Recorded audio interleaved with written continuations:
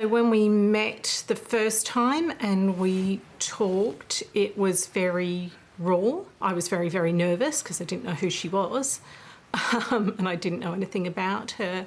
I think the weirdest thing was how similar we were, that we looked quite similar, that we had a lot of things in common.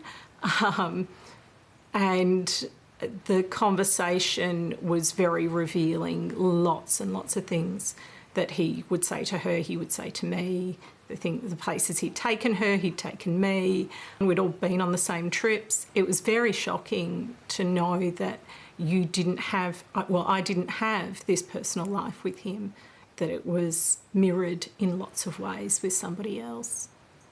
That's so strange. So, like, were you going on holidays at the same time? How does that happen?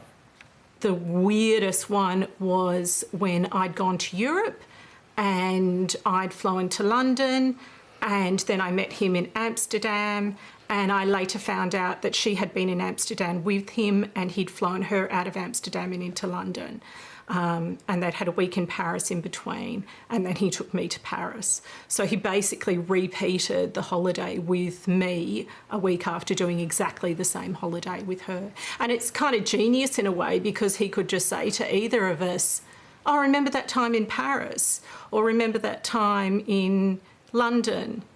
because the story was pretty much the same. So crazy. It's mental. Like, I tell this story and it doesn't even feel like me in this story because it's so weird. Right. I do understand that you and the other woman, there was some kind of cocktail night. Yes. So that was the first time we met. So we met on his birthday at a bar and drank lots of cocktails and put it on his credit card. I think it was an effort to soften the blow. It didn't really soften the blow, but it certainly helped the communication between us, and it kind of helped us to understand each other a little bit.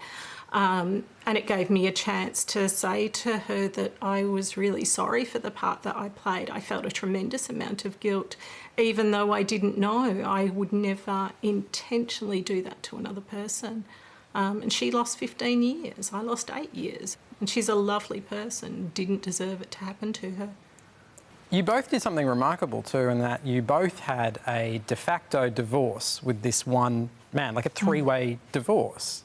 Yeah, that was tricky. I had a very, very good lawyer, and we had to get opinion from a barrister about it because there was no precedent for it.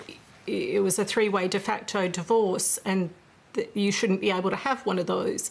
You know, a divorce is between two people, but they had to take my amount of relationship time with him because we had lived together and I had worked and he had worked and contributed to rents and mortgages and all sorts of things.